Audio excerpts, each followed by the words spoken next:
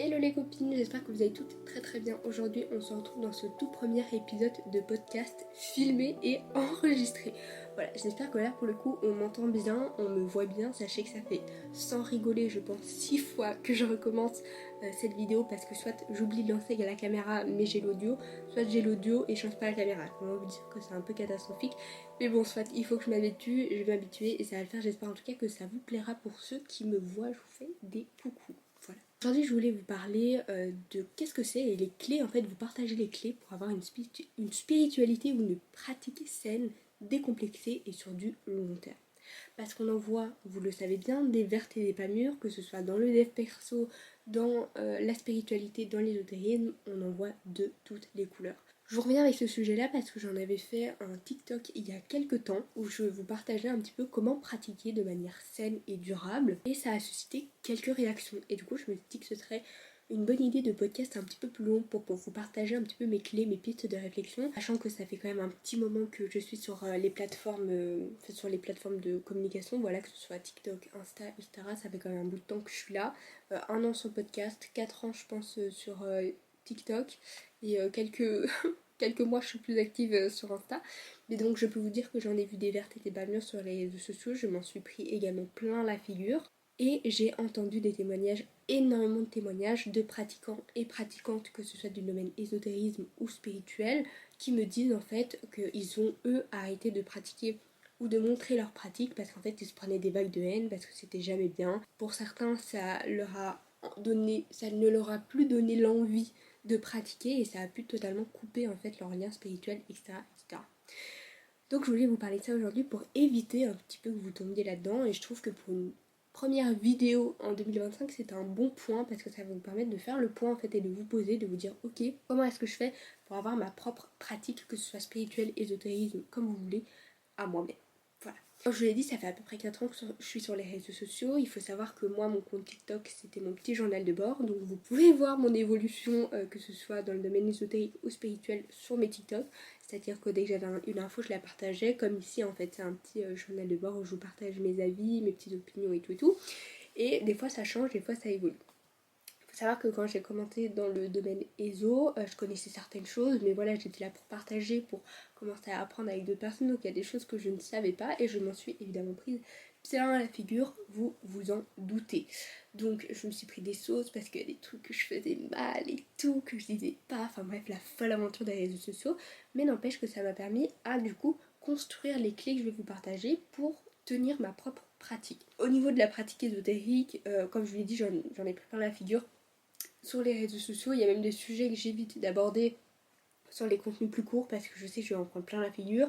En mode les huiles, ça vous ne me verrez parler de ça que exceptionnellement parce que j'en ai marre de me prendre des vagues de haine à chaque fois que je parle des huiles. Au niveau de ma pratique ésotérique, ça a évolué dans le sens où au début de ma pratique, je pratiquais beaucoup. C'était quand même un petit peu plus intense, même si je me rends compte que je faisais bien n'importe quoi, mais c'est comme ça qu'on apprend, on apprend de nos erreurs.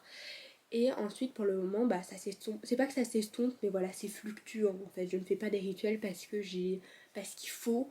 J'en fais des rituels parce que j'ai envie ou parce que j'ai le besoin, mais pas parce que je trouve ça esthétique et que j'ai vu sur internet des petites spèces jarres toutes mignonnes et qu'il faut que j'en fasse une parce que c'est trop trendy. Pas du tout.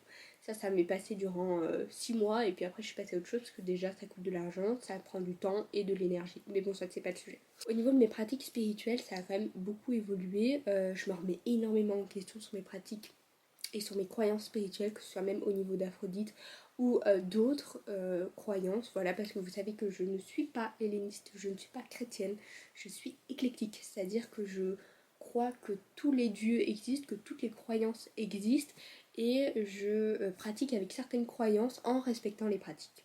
Voilà, je ne vais pas faire des dingueries non plus. Je sais que ça ne plaît pas à tout le monde.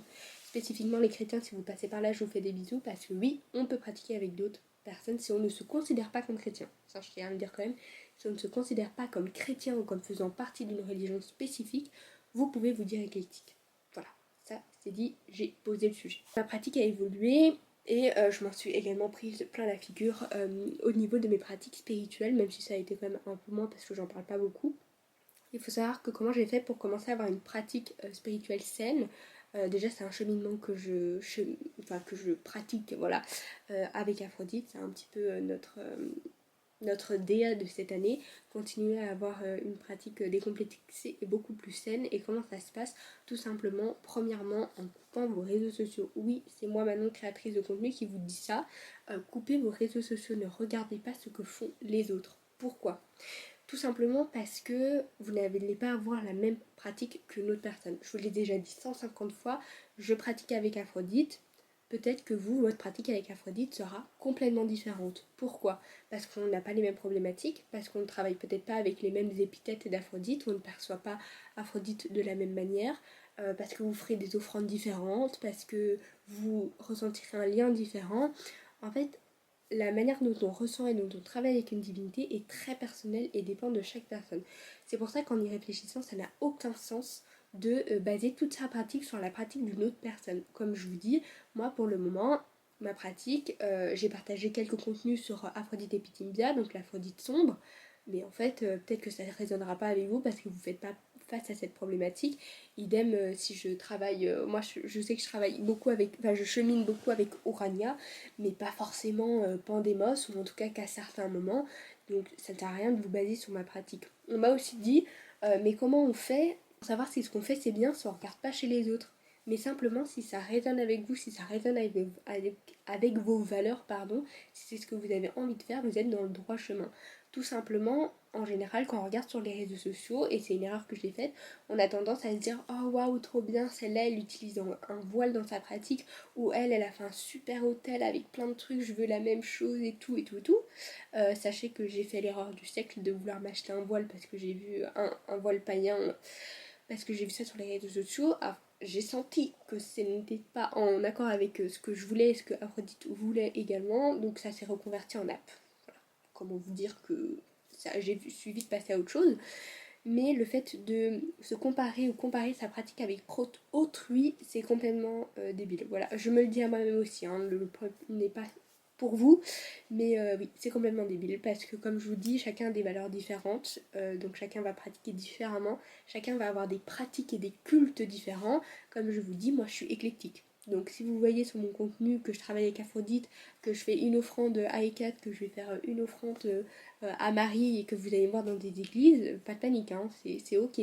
Mais si vous êtes helléniste pur et dur, ou que vous êtes hémétiste il me semble, ou que vous travaillez avec des divinités celtiques, et que vous vous considérez dans cette religion et cette pratique, alors oui, ce sera un petit peu plus différent. Par exemple, simplement, vous ne me verrez plus beaucoup utiliser du carnips quand je suis sur l'autel d'Aphrodite, parce que c'est pas un truc qui me correspond. C'est quelque chose que je me suis imposé au début de ma pratique en me disant que tout le monde le fait, que j'ai lu ça dans quelques livres et qu'il faut absolument que je le fasse. Mais en fait, je suis pas helléniste. Genre, j'ai construit toute ma pratique sur le fait que je n'étais pas helléniste. Et ça n'a jamais matché avec moi. Pourquoi? Parce que bah, le carnips, il faut le faire. Puis après, ça laisse des traces. Puis, enfin, t'as la peau sèche et tout. Enfin, c'est pas non plus l'idée du siècle, quoi. Du coup, moi, ce que je fais, c'est que si je veux purifier mon hôtel, je purifie soit avec des coquillages tels des coquilles Saint-Jacques, soit je purifie avec de l'encens, tout simplement, pour enlever les mauvaises énergies. Ou alors je purifie pas, parce que dans mes pratiques à moi, il y a aussi le fait de ne pas purifier à outrance. J'ai aussi construit ma pratique en fonction des pratiques des autres. C'est ça, c'est bien de faire, parce que vous testez en fait. J'ai entendu quelqu'un qui disait que pour lui ou elle, euh, purifier quand on se présentait à Aphrodite n'était pas quelque chose ou à une divinité n'était pas quelque chose de sensé. Par exemple, après un acte sexuel, se présenter à Aphrodite, c'était pas censé vu que c'était la déesse de la sexualité. Et je me suis dit, mais en fait, oui. Et puis, du coup, j'ai essayé et ça a beaucoup mieux marché avec moi. Et j'ai des entretiens, des séances avec Aphrodite, même s'il n'y a pas eu de purification avant, et c'est ok. En fait, ce qui est bien de faire, c'est de tester ce que vous voyez, ce qui, vous avez peut-être l'impression, va vous correspondre, de tester et de voir si ça fonctionne. Je vous ai dit, moi j'ai testé le carnips, au final ça n'allait pas. Bon, ok, tant pis, je suis passée à autre chose. Je l'ai d'abord purifié avec de l'encens, puis après, j'ai vu que quelqu'un ne purifiait pas. Ah ok, ben je vais essayer, qu'est-ce que ça fait? Parce que moi, ça me correspond plus de ne pas purifier à outrance, de ne pas enfumer toute ma baraque dès que je veux me connecter à Aphrodite. Vous voyez ce que je veux dire? Idem pour les offrandes. On voit que il y a 3 milliards d'offrandes à faire à une divinité, mais qu'on reste toujours basé, toujours encapsulé dans les mêmes offrandes. Aphrodite, c'est des roses, je sais pas quoi, je sais pas quoi. Mais en fait, il y a tellement d'autres offrandes. Ce qui est bien aussi pour avoir une pratique décomplexée, comme je vous l'ai dit, c'est de tester. En fait, c'est expérimenter, voir les résultats et accepter, intégrer. dans le sens où vous expérimentez. Si vous ressentez, moi combien de fois ça m'est déjà pas arrivé, hop là je me remets, combien de fois ça m'est pas arrivé de me dire ah purée, j'aimerais faire cette offrande là à Aphrodite, mais je sais pas si ça va lui plaire. Exemple concret pour le moment. À chaque fois qu'on m'offre des roses, que mon copain m'offre des roses, je les fais sécher sur l'autel d'Aphrodite qui est juste là. Sauf que, enfin, j'ai plus de place. Honnêtement, j'ai plus de place et puis elle commence à tomber et tout, enfin, ça m'agace un petit peu. Du coup, j'hésite en ce moment à prendre les roses, à les, pas piler, mais à les défriter comme ça, et à les mettre dans une jarre, en me disant que ça peut être un petit peu joli et que ça peut m'éviter aussi que ça prenne trop de place et que je puisse mettre d'autres choses sur l'autel. Sauf que je suis en train de me prendre la tête depuis, je pense, bien 2 semaines en me disant oui, mais peut-être que Aphrodite ça va pas lui plaire, etc. etc. Et j'ai pris la décision d'essayer quand même. Donc certaines fleurs, certaines roses resteront et les autres seront mises dans un bocal et puis on verra, on expérimentera. Si je ressens qu'au final, bof, en fait non, et bah alors, pour le coup ça arrêtera là parce que je peux malheureusement pas reconstruire la fleur, mais pour les prochaines, je laisserai comme ça ou je trouverai une autre solution. Donc j'ai testé, j'ai vu si ça matchait et puis j'ai intégré. Idem pour par exemple les colliers dévotionnels. Collier dévotionnel, c'est quelque chose qui vous permet de vous connecter à la divinité, que ce soit lors de rituels, de cérémonies ou simplement dans la vie quotidienne. Moi je sais que mon collier dévotionnel, je l'utilise un petit peu comme je veux. Certains diront qu'il faut les mettre que lors de cérémonies, etc. Moi, mon chapelet, enfin c'est pas un chapelet, excusez-moi, mon collier dévotionnel, je le mets quand j'ai envie de ressentir Aphrodite ou quand je fais des activités qui sont en lien avec Aphrodite. Voilà, bon bref. Tout ça pour vous dire qu'une des règles pour avoir une spiritualité saine et durable, c'est de ne pas vous comparer aux autres. Coupez vos réseaux sociaux, ne regardez pas, et si vous voulez regarder, gardez votre esprit critique. Deuxième chose, on en revient, je vous fais un lien super génial, c'est de garder votre esprit critique. Si vous voyez des bobards sur les réseaux sociaux, faites attention à ce que vous voyez. Gardez en tête que tout n'est pas tout beau tout rose sur les réseaux sociaux, tout n'est pas toujours aussi simple que sur les réseaux sociaux. C'est toujours très choupi de vous partager des petits rituels qu'on a fait avec une divinité ou un rituel spécifique, mais gardez en tête qu'on ne vous montre pas tout. Et c'est important de faire vos recherches derrière. Avoir une pratique saine et durable surtout, c'est savoir construire sa pratique. Et comment on construit sa pratique en se renseignant, en faisant des erreurs aussi, en expérimentant et en intégrant. Voilà, je vous fais toute une petite liste. Renseignez-vous. Quand je dis renseignez-vous, c'est lisez des livres, que ce soit sur une pratique, une divinité. Essayez de trouver des thèses, essayez de discuter avec d'autres pratiquants. Ah, toi, tu fais comment? Et peut-être comment est-ce que tu ressens cette divinité ou cette énergie-là? Et qu'est-ce que tu penses du fait de faire ça comme ça? Ou comment est-ce que toi, tu fais face à cette problématique-là? En fait, ça va vous aider à voir ce que font les autres et à construire votre propre pratique à vous. Et ça, c'est vraiment très utile. C'est juste pépite. Je sais que moi je parle beaucoup avec Mithil, qui est prêtresse d'Aphrodite, et ça nous arrive d'échanger aussi sur nos pratiques. Et puis je fais aussi partie du Discord, donc on échange un petit peu tous autour d'Aphrodite, et c'est hyper enrichissant de voir comment les autres font, ce que les autres offrent, ce qu'ils regardent, les livres qu'ils lisent, etc., etc. Parce que ça me permet de comprendre ce que moi j'aime bien et ce que moi j'aime pas. Et troisième clé, j'en reviens encore, c'est de comprendre ce que vous aimez, ce que vous aimez pas, quelles sont vos valeurs, quels sont vos centres d'intérêt. Quand on est sur les réseaux sociaux, on a tendance à vouloir se mettre dans des cases parce qu'en fait c'est ce que tout le monde fait, parce que c'est esthétique, parce que c'est tendance, parce que Aphrodite c'est la déesse de l'amour et de la la déesse de l'amour et de la beauté, alors que pas du tout. Je vous l'ai déjà dit 115 000 fois, mais pour ceux qui débarquent, au début où je travaillais avec Aphrodite, ça n'a pas du tout marché. Mais quand je dis pas du tout marché, c'est que après une offrande, je finissais en crise d'angoisse, j'arrivais plus à dormir, insomnie et tout. Alors vous allez me dire, c'était peut-être pas lié à ça, ok, pas de souci, mais ça n'empêche que à chaque fois que je faisais une offrande à Aphrodite, ça n'allait pas. Pourquoi? Parce que je prenais Aphrodite pour une débile et qu'elle me disait ma belle, non, non, non. Pourquoi je la prenais pour une débile? Parce que pour moi, Aphrodite c'était la déesse de la superficialité, de la beauté, du esthétique et tout, alors que pas du tout, j'appréhendais pas du tout Aphrodite comme il fallait, parce que j'avais vu sur les réseaux sociaux qu'Aphrodite, c'était la déesse de la beauté, fallait toujours être super bien habillée pour la prier, fallait toujours s'apprêter pour tout et la représenter tout le temps. Dites-vous que j'ai pris Aphrodite dans cette tenue, pull, pyjama, voilà. Des fois j'ai les cheveux dans les dents, je viens de me réveiller, j'allume son petit hôtel. Enfin franchement il y a de quoi hérisser les poils de tous les pratiquants hyper assidus qui travaillent avec Aphrodite, qui sont hellénistes ou autres. Je vous dis, le carnips c'est long, les tenues de cérémonie c'est de temps en temps à la limite quand c'est les Aphrodites, mais voilà, pas plus que ça. Je fais comme je le sens, enfin Voilà, et c'est ça le mot-clé, c'est faites comme vous le sentez. Parce que vous allez pouvoir pratiquer en fonction de vos valeurs, de vos centres d'intérêt. Donc, c'est très bien de voir ce qui se passe sur les réseaux sociaux, c'est très bien de regarder ce que font les autres, et c'est toujours enrichissant de se... C'est pas de se comparer de manière à dire ah elle fait bien, j'aimerais faire pareil et tout, de se comparer en mode ah toi tu fais comment, moi je fais comme ça, si tu veux on peut en discuter. Vous voyez ce que je veux dire? Donc pour finir ce podcast, quelles sont les clés à avoir pour avoir une pratique ésotérique ou spirituelle comme vous voulez, saine et durable? C'est premièrement de se renseigner sur le sujet que vous voulez étudier tout simplement, que ce soit Aphrodite, enfin vos divinités, des domaines spirituels, des domaines ésotériques. Renseignez-vous bien, essayez de vous faire une petite base de données, une petite data. Ensuite, expérimentez. Essayez de voir un petit peu, ok je vois que celle-là elle fait comme ça, je vois que lui il fait comme ça, mais moi je préférerais faire un petit mélange des deux, je vais essayer de voir ce qui se passe, et n'ayez surtout pas peur de faire comme ça, parce qu'en fait vous êtes le seul maître de ce que vous faites, et vous faites ce que vous avez envie tout simplement. Quand j'entends oui, est-ce que tu penses que c'est une bonne idée de prier telle divinité ou telle divinité? Mais si t'as envie ma belle, vas-y. Ou est-ce que c'est une bonne idée d'offrir ça ou ça à ma divinité? Mais si tu le sens, rien ne t'empêche. Enfin, je peux comprendre qu'on ait peur de mal faire. C'est en faisant mal qu'on apprend. Et en plus de ça, dans le trois quarts des cas, si vous le sentez bien, ça va jamais mal se passer. Toutes les fois où j'ai fait des offrandes à Aphrodite parce que je le sentais bien, ça ne s'est jamais mal passé.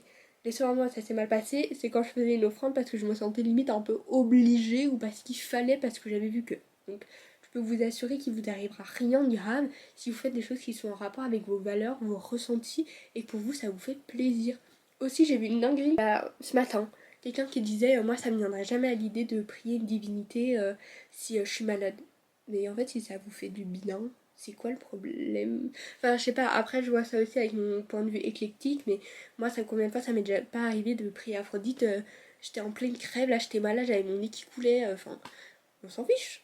On parle d'un plan énergétique, alors peut-être qu'énergétiquement parlant c'est différent, mais vous faites ce que vous voulez en fait. Enfin, si vous voulez prier en étant super bien maquillé avant d'aller en soirée, ou si vous voulez prier en étant en pyjama comme moi, ou si vous voulez prier parce que vous êtes malade ou que vous êtes triste et que vous voulez avoir un peu de soutien, mais allez, ça m'a un peu remonté parce que j'étais là en mode pourquoi? En fait, pourquoi? Mais bon, chacun fait comme il veut, vous faites comme vous voulez. Juste, c'était pour vous dire que faites comme vous voulez, et si vous voulez prier en étant malade, enfin, allez-y, en soi, il n'y a personne qui va rien vous dire, voilà. Personne ne va rien vous dire, honnêtement, et vous faites comme vous voulez. Et si quelqu'un vous dit un truc, vous lui dites, écoute, tu n'es pas moi, tu ne fais pas comme moi, on ne se connaît pas, on n'a pas élevé les cochons ensemble, donc tu me laisses en paix. Voilà. Laisse-moi mon espace vital, s'il te plaît. Sinon, je vais traverser une tempête émotionnelle, et je ne veux pas. Vous leur dites ça. Renseignez-vous. Tester et intégrer. Donc tester, voyez ce qui se passe. Ok, j'ai fait cette offrande, j'ai essayé de faire un petit peu comme je voulais. Qu'est-ce qui se passe? Est-ce que je me sens bien? Est-ce que je me sens pas bien? Est-ce que je pense que j'aurais peut-être pu faire ça en plus? Ou peut-être que c'était a little bit too much? Vous voyez? Et après vous intégrez. Quand j'ai intégré, c'est peut-être intégrer sur du long terme. Voir ce qui se passe sur du long terme. Je sais que moi j'avais testé les neuvaines avec Aphrodite. Je vais vous la montrer d'ailleurs si je l'ai. Pour ceux qui ont la vidéo, vous avez une petite exclue. J'avais fait une neuvaine pour Aphrodite Niképhoros. Et c'est vraiment l'image d'Areia, mais bon, soit. Et je m'étais dit, j'avais déjà commencé avec les neuvaines de temps en temps, et là je m'étais dit que ce serait bien de faire une neuvaine complètement. Du coup, j'avais intégré les neuvaines. J'ai clairement pas respecté ce que les chrétiens font, donc je me suis pris vague et vague et vague de haine comme d'habitude, hein, c'est évident. Enfin, je dis chrétiens, mais toutes les personnes qui utilisent des neuvaines, hein. Voilà, je me suis pas pris que des méchants commentaires de chrétiens. Et au final, moi, ça me correspond comme ça, voilà, d'allumer ma neuvaine, de l'éteindre comme je veux, etc., etc. Ça a très bien fonctionné. De faire des offrandes de temps en temps et de faire une grosse offrande en fin de neuvaine pour remercier Aphrodite, ça a très bien fonctionné et je ne suis pas morte. Voilà. Donc, je me suis renseignée sur les neuvaines parce que voilà, on m'avait dit oui, tu peux faire ta neuvaine toi-même, etc., etc. J'ai fait une prière personnalisée, je l'ai testée, donc allumée une fois, deux fois, je me suis rendu compte qu'après quelques jours, je ressentais des petits trucs, il y avait déjà des petites choses, et je l'ai laissé allumer, je pense, 2-3 semaines, 2 semaines, et ça a révolutionné ma vie, et le fait d'avoir intégré ça, maintenant j'utilise, enfin, j'ai comme optique de beaucoup plus intégrer les neuvaines dans ma pratique. Donc si je peux vous conseiller un truc pour avoir une pratique saine, coupez vos réseaux sociaux, ne regardez pas ce que font les autres, ou regardez avec parcimonie. Voilà, c'était mon petit podcast du jour. Dites-moi, quelles sont vos règles à vous pour avoir une pratique saine et décomplexée, et qu'est-ce que vous faites en fait qui vous fait prendre des vagues de haine à chaque fois ou des petits commentaires déplacés? qu'on rigole un petit peu. J'espère que cette vidéo et que ce podcast vous aura plu mes stars.